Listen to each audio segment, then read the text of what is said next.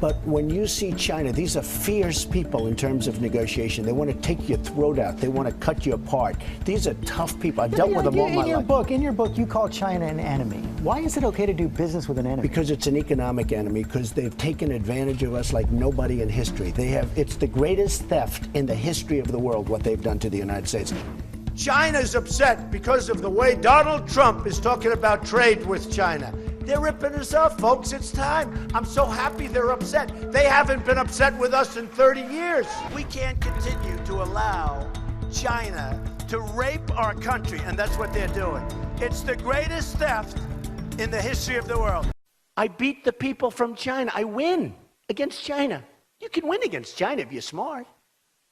But our people don't have a clue. We give state dinners to the heads of China. I say, why are you doing state dinners for them? They're ripping us left and right. Just take them to McDonald's and go back to the negotiating table. Seriously. It's true. Okay? And the president of China is coming. A man named Xi Jinping. Do you know Xi Jinping? I never heard of him. I don't know who he is.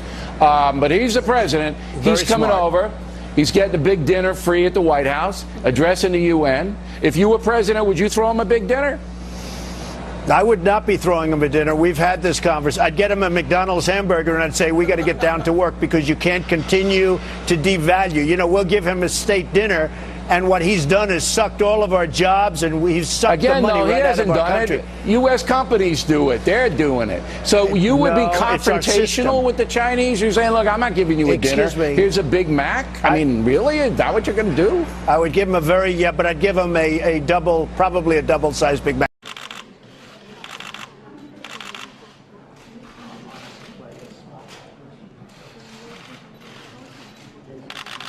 I just want to say it's a great honor to have the president of China and his incredibly talented wife, a great celebrity in China, a great singer. I just want to say it's a great honor to have the president of China and his incredibly talented wife, a great celebrity in China, a great singer. It's an honor to have you in the United States. We've had a long discussion already, and so far I have gotten nothing, absolutely nothing. But we have developed a friendship, I can see that, and I think long term we're going to have a very, very great relationship, and I look very much forward to it.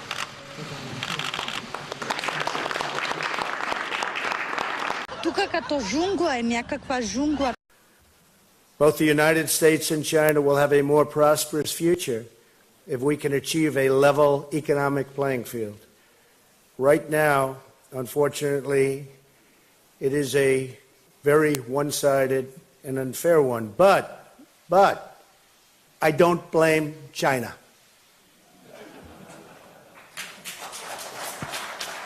After all, who can blame a country for being able to take advantage of another country for the benefit of its citizens? I give China great credit.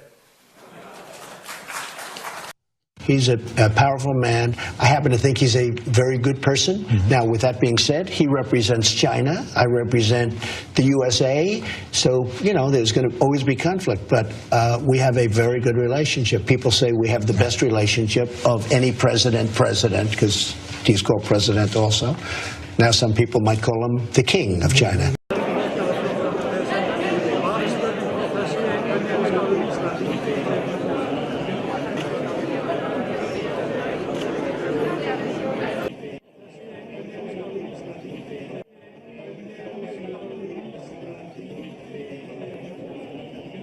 Presidents Trump and Putin appeared friendly during a two-day economic summit in Vietnam. Later, aboard Air Force One, the president told reporters that he asked Putin once again about U.S. election interference. He said he absolutely did not meddle in our election. He did not do what they're saying he did, the president said. I really believe when he tells me that. He means it. Could you once and for all, definitively, sir, yes or no, say whether or not you believe that President Putin and or Russia interfered in the election? What I said, I'm surprised that there's any conflict on this. What I said there is that I believe he believes that, and that's very important for somebody to believe. I believe that he feels that he and Russia did not meddle in the election. As to whether I believe it or not, I'm with our agencies, especially as currently constituted with their leadership.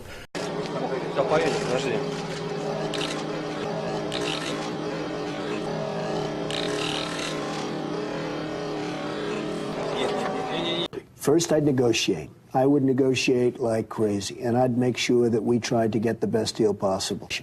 And we have a country out there in North Korea, which is sort of wacko, which is not a bunch of dummies, and they are going out and they are developing nuclear weapons. And they're not doing it because they're having fun doing it. They're doing it for a reason. And wouldn't it be good to sit down and really negotiate something, and ideally negotiate? Now, if that negotiation doesn't work, you better solve the problem now than solve it later, Tim. And you know it, and every politician knows it, and nobody wants to talk about it. Politicians are all talk, no action. If the righteous many do not confront the wicked few, then evil will triumph. The United States has great strength and patience, but if it is forced to defend itself or its allies, we will have no choice but to totally destroy North Korea. Rocket Man is on a suicide mission for himself and for his regime. Тука като жунгла е някаква жунгла.